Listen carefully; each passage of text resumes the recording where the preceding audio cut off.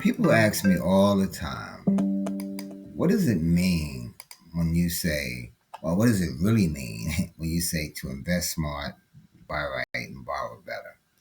On my last video, I spoke briefly about investing smart, buying right, and borrowing better for real estate investors. And afterwards, I received a couple of phone calls, a couple of text messages and emails asking if I can go into more detail. So I want to apologize in advance at the length of this video. But if you're a real estate investor and you want to know, my thoughts on investing smart, buying right, and borrowing better from the experiences that I've had, today I'm going to cover, basically one component of it, which is the invest smart component of it. Now, focusing on that part, I'm going to start off by just speaking on just only invest smart today. And inside Invest Smart, I'm going to share with you that there's two pillars or two components that come with it. It's an analytical component and a strategical component. Now, the analytical and the strategical component both work hand in hand. You need them both. If you only have the numbers but no plan, then you're guessing. If you only have a plan but no numbers, then you're gambling. We're not here to guess, and we're definitely not here to gamble. So we're going to invest smart. We're going to talk about how that's actually going to work. Now, if you don't know me, my name is Anthony.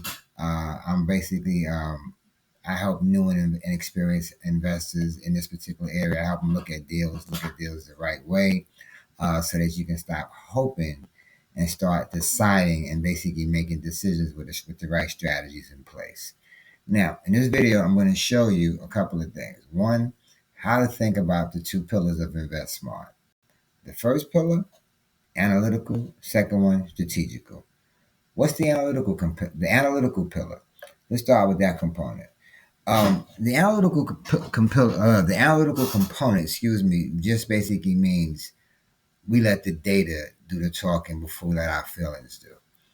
Um, but you got to ask yourself, what do the numbers say? What do the numbers say about the economy?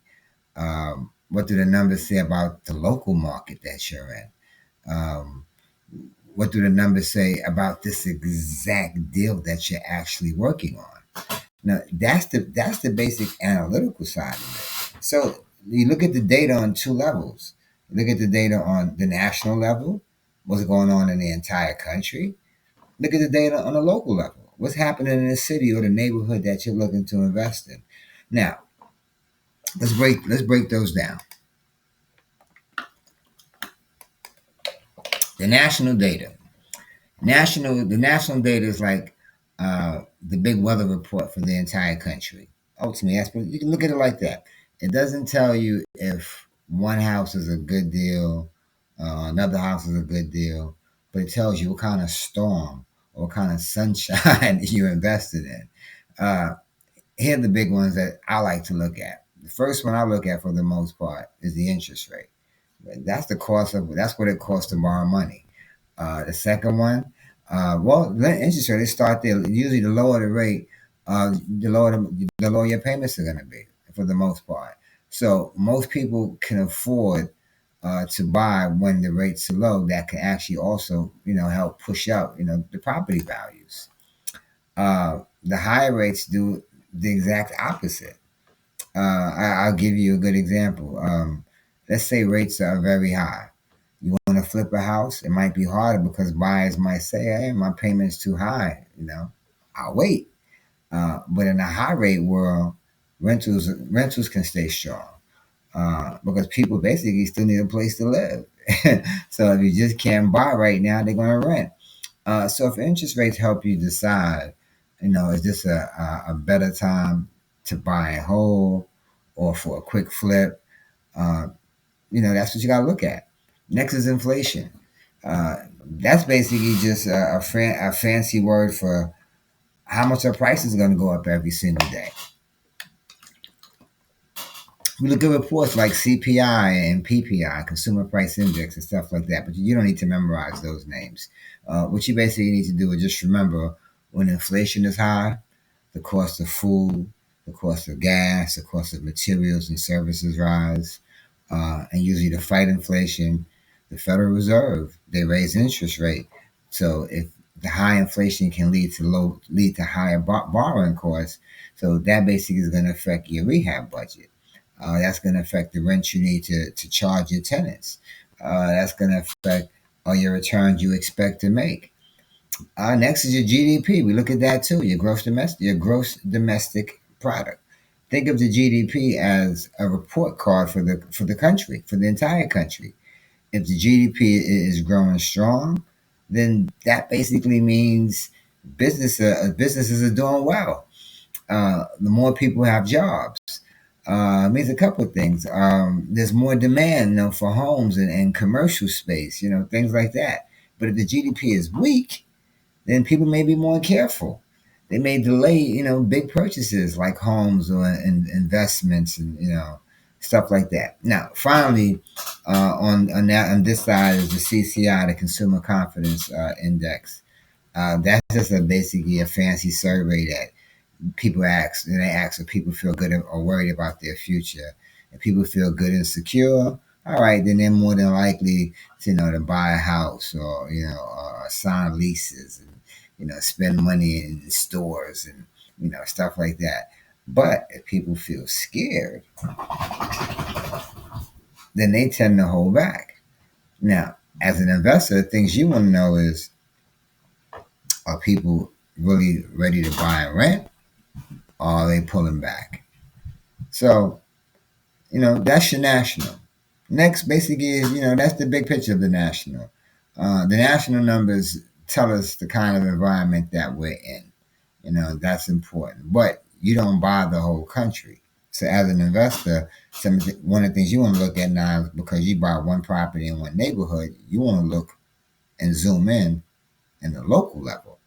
Now, with the local level is the local data that you want to take a look at. Local data is like checking the weather report for your street, not your whole nation. You can use that analogy right there. So the things that I like to ask for are the people moving into this neighborhood and moving into this area or moving out of the area.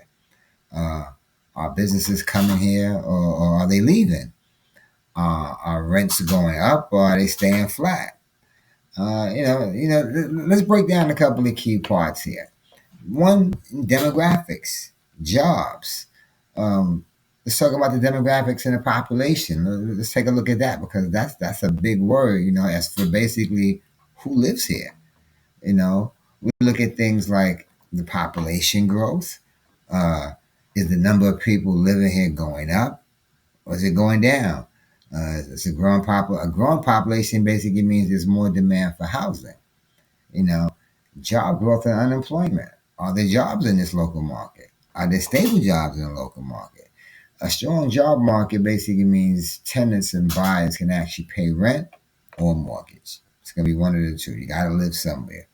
Average income and wage growth. Are people earning enough to afford the rising rents or prices? And that's a great question. Migration, like I said before, are people moving in or moving out? that's important as well. If a city is losing jobs, people may move away. Because the jobs are leaving. Rents drop, vacancies go up. Now that might not be a good place for a long term buy and hold. So strategies. You got to get your housing market data in that particular area, in that local market as well. So, what I like to look at also is the home price trends. Are prices going up? Are they going down? Are they flat in the area? How much inventory? How much are homes are for sale? What are the days on market? Low inventory usually means more competition and higher prices. Days on market means how long is it going to take for the house to actually sell? You know, if houses are selling fast and inventory is low, then that's a hot market right there. A fix and flip might work well there too. But buyers are active and ready. So you got to figure out what your strategy. What it's going to be. If a home sits on the market for a long time and inventory is high, then that might push you more towards a rental strategy. Or a better discount on the purchase. Days on market. Look at the rental market that's out there. Now, if you're thinking about rentals, Then the things that I would have looked to ask is what's the vacancy rate? What percent of the units are empty out there? That's important. So the high vacancy can also mean units, too many units and not enough demand. What's the average rent? What are the similar units? What are similar units renting for? This is the key for your income numbers. Rent growths are rents climbing each year? Are they staying flat? If the average area in the rent is $1,800 a month, but your deal only works if you can charge $2,300, then the data right there is telling you be careful. It's not a great deal. So things you gotta look at. Um, the deal level metrics that you gotta take a look at. Just again, once you know the local data, you can look at the actual deal. And then you gotta ask questions like, what's your NOI, which is your net operating income. That's just a fancier say how much money is coming in minus all operating and expenses before the mortgage, you know, and that gives you an NOI. So, for example, if your property brings in $3,000 a month in rent, and your monthly expenses like taxes, insurance, repairs, and management totals $1,200, then your NOI ultimately is $3,000 minus that $1,200 equals $1,800. So once you know your net operating income, then you can look at things like your cap rate. How much return are you getting compared to the purchase price? If the property costs you $300,000 and your yearly net operating income is 21,600, then your cap rate is basically 21.6 divided by 300,000, which is about 7.2%. So that's your cap rate. What's your cash on cash return? How much money are you getting on the actual cash that you put into the property? If you invested $60,000 of your own money and your yearly cash flow after the mortgage is $6,000, then your ultimate cash on cash return is $6,000 divided by $60,000, which is basically 10%. You don't have to be a math genius for this. You just have to be willing to write it down, and let the numbers do the talking. That's basically it. So ultimately, to summarize it, that's the analytical component: national data, local data, deal levels. Then you got your strategic component. This is where you basically answer a couple of questions. Basically what the numbers say. What's the best strategy for me with this deal? Bottom line, what does the numbers say? That's your actual strategic pillar for the most part, or your strategic component. And it's about choosing the right play. And it answers the questions that you're gonna have, like, should this be a buy and hold? Should it be a buy and hold rental? Should it be a fix and flip? Should it be an STR, like a short term rental, or Airbnb? Should we be looking at this, as a commercial deal? Your strategy ultimately should match your numbers and your goals. That should be the bottom line. So, one more last example to summarize this again. You got basically, say you got two neighborhoods. Now, imagine the two neighborhoods. They're both in the same city. Neighborhood A, strong growth. People moving in, rents are rising every year, vacancy is low, but the data says it's a lot of demand, solid rentals. Um, but here, a buy and hold strategy might be perfect.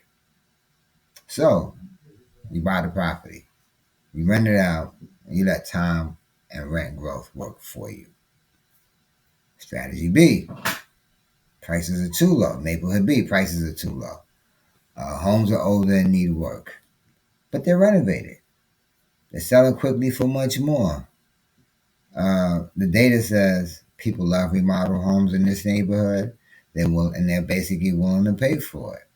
This might be a good area. It might be a good area for a fix and flip. If your numbers support it, basically it could be. Same city, two different strategies, but because the data and your goals are different. So ultimately, you can look at another one like a short-term rental versus a regular term rental.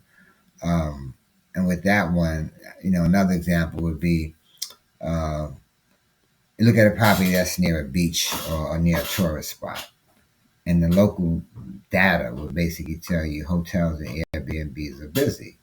The night rates are strong. They make good money. Local laws allow the STRs, allow the short-term rentals. Um, the analytical side says if I rent this long term, I might get $2,000 a month. But if I rent this short term, I might average $3,500 a month, even after cleaning and fees. So now your strategy component asks you, do I want the extra work and management of a short term rental, or do I have a team in place that can handle the guests and the cleaning? If yes, maybe the short term rental works. If no, maybe a simple long term rental might work. Might be a better, a smarter deal for you, even if the top number is lower. The strategy is not just about the deal. Keep that in mind. It's also about your lifestyle. That's important. Your risk level, and your time. Um, Ultimately, how these two components work together, and let's bring it all together. Invest smart, two components, analytical side and the actual strategic side. The analytical side basically answers what do the numbers say. The strategic side basically answers given these particular numbers, what's the best move? What's the best move for me? So gather your data. Gather your local data first. Check the national data to set your expectations. Run the deal, run the numbers. Run the numbers like that, the net operating income, the cap rate, the cash on cash returns, excuse me. Then choose your strategy. Buy and hold, fix and flip, short term rental, listen, or commercial. Now, that's what it means to invest smart. So I hope this answered your question. Look out for my next video where I'm going to talk more about the other components of my motto, which is buy right and borrow better. But none of that matters if you don't first invest smart. I hope this helped. Hope you understand, the two components to it. Hit the like, share with another investor. Follow me on YouTube, Mortgage Matters with Anthony, for more simple breakdowns. But basically, just like this. And if you want help, look at the numbers. Want help looking at the numbers on your next deal? Click the link in my button in the description. Book a free consultation with me. And until then, remember one thing: invest smart, buy right, borrow better. Peace.